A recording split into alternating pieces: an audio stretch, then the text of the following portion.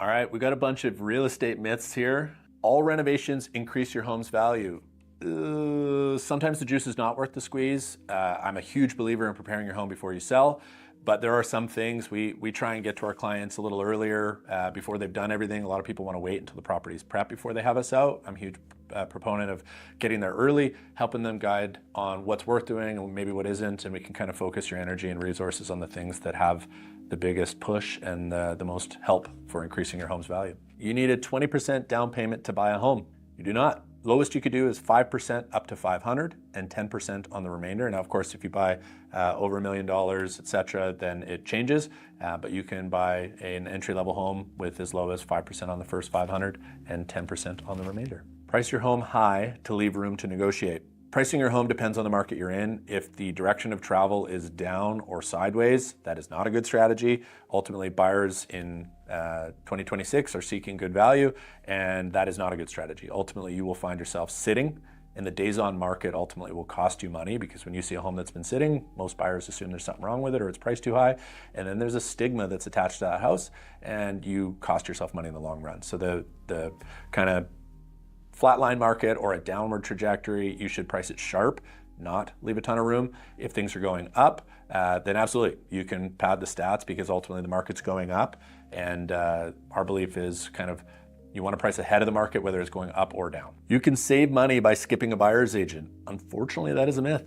The reality is, and maybe not always, there's some small caveats there. A good buyer's agent should strategically negotiate on your behalf, which ultimately they should zero cost their existence, as well as providing a lot of other really awesome value. The other factor is that when you sign a listing agreement, historically it includes a full fee, which half of or a portion of goes to the buyer's agent. So when you skip a buyer's agent or don't come with a representative, the reality is the contract still reads that the remainder of the fee would go to the person representing the seller. So you would need to negotiate that out and feel like you have the ability to negotiate on your behalf and get the best possible deal for there to be any perceived savings. But technically, just not having an agent will not save you any money. Open houses are how homes get sold. Some markets, it's definitely a strategy that's used all the time. Here in the Okanagan, it's not. Our belief is, and experience would suggest, that the type of person that goes to an open house historically isn't quite ready. So it's a lot of neighbors, looky-loos, folks that are just interested in your decor, or they live down the street, that kind of thing. And then the buyers that come through, they are people that are not quite ready. They're thinking about sometime buying something like yours, but they're not ready yet. It's kind of a low barrier to entry. It's not in their head wasting anybody's time to go look at it. So it's a great way for an agent to go get early stage leads. That's why realtors like doing them. But very seldom is a buyer that goes through an open house going to buy that house. Not never, we do it, but it's rare. Spring is the only good time to sell. So loaded question there. Ultimately, spring's awesome because, especially when you get into the depths of spring, you've got green grass, pools open, things are flowered up and pretty. That's awesome. But the reality is you are also up against the rest of your neighbors that had the same thought process, and buyers are comparison shoppers. So if you have a couple neighbors that are also listed, you're now competing with them. You're gonna get a lot more activity because you get folks that are thinking of selling. It's the easier time to move in the year. So you may get more showings, but a lot of those may be looky-loos. The off season, I don't really like the depths of winter to sell, but in the shoulder seasons, kind of fall or kind of late winter, early spring, you kind of beat the rest of the competition. And if your home doesn't have the gardens of Versailles and that being a huge part of your selling proposition, I actually like beating the rest of the competition and going in a little bit of the off season, not peak spring. Getting pre-approved will hurt your credit score. So when a mortgage broker pulls your credit, it's a soft hit. They're just checking your credit. You're not applying for credit at that juncture. So it's to the tune of like 10 points on your bureau. The reality is you can actually get your own credit pulled and it doesn't affect your credit. So you can go on Equifax and pull your own credit score and provide that report to your broker if you're worried about being on the cusp.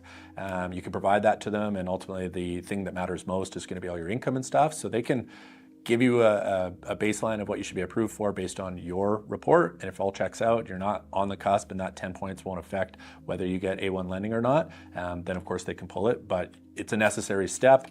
And yeah, you got to do it at some point. If your preliminary stages, just pull your own credit and see if you're on the cusp or not. Once you're kind of north of 680, you're laughing. You should use the seller's agent to save time.